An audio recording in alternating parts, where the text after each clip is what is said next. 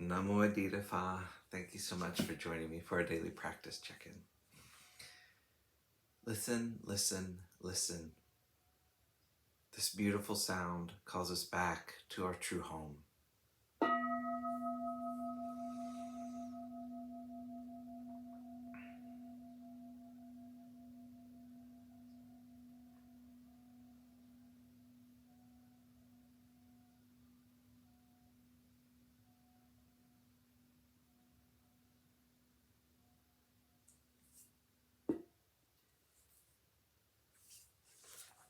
The second mindfulness training. Aware of the suffering caused by exploitation, social injustice, stealing, and oppression, I vow to cultivate loving kindness and learn ways to work for the well-being of people, animals, plants, and minerals. I will practice generosity by sharing my time, energy, and material resources with those who are in real need.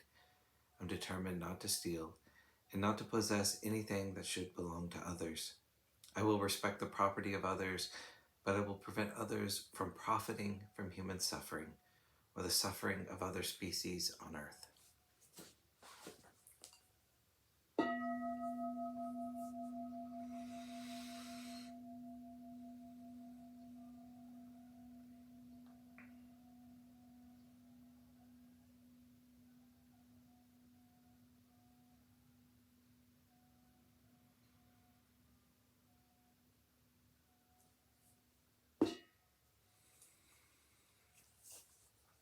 For Dharma lessons, we're reading Beginning Our Day, Volume 2 by the monastics of Abhayagiri Monastery.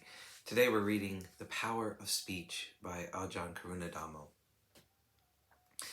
I was thinking about an aspect of our practice, right speech, and reflecting on the power of speech to affect us all. In some ways, it affects us even more than bodily actions, which we think of as the coarsest way of acting out a mental condition. Speech can have an even broader effect because the number of people who can hear spoken words is greater than the number of people who can observe somebody's bodily action. Knowing how powerful it is, we need to put a great amount of care and attention into our speech because it can impact each one of us for better or for worse, depending on what is said. I believe that many of us here have a keen intellect with well-developed mental faculties, as well as the ability to rationalize. And this often results in having some fairly strong views and opinions. I see that in myself. If we combine that with the ability to articulate and to put those ideas, thoughts, and intellectual capacities into speech, then the outcome is that one has an extremely powerful tool. It is helpful for us to recognize this power and the possibility of its ramifications.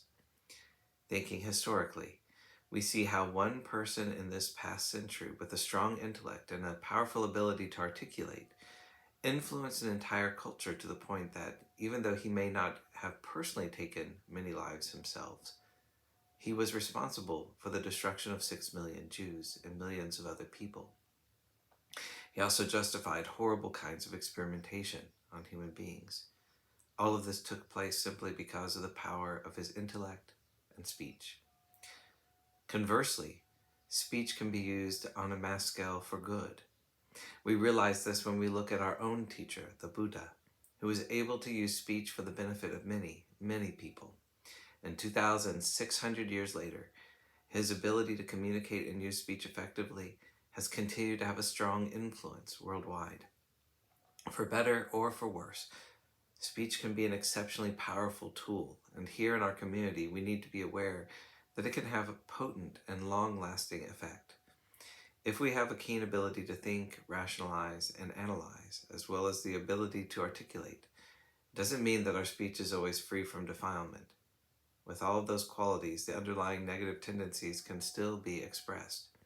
Sometimes we may feel a need to prove something, or to be correct, or feel that something must be done in a certain way, or try to position ourselves within the community in a way that is promoting our views. Those kinds of tendencies are an indication that we are not completely free of basic animal instincts.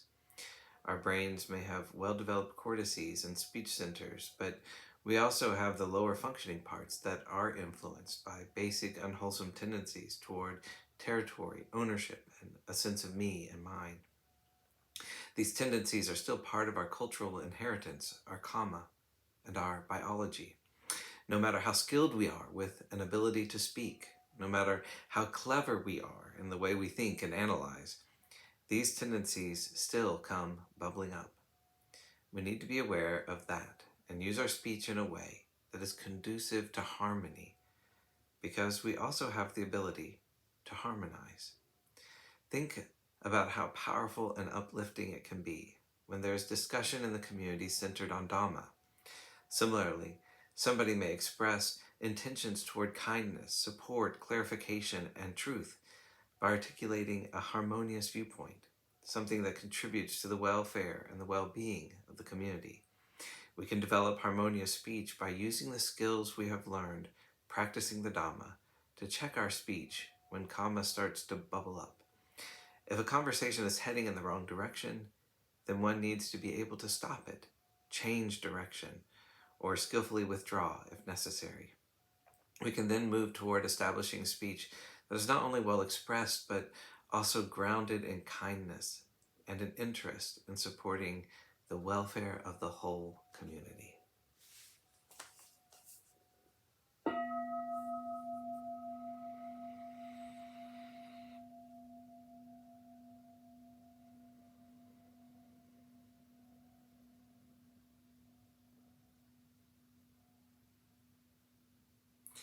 May all beings be well. May all beings be happy.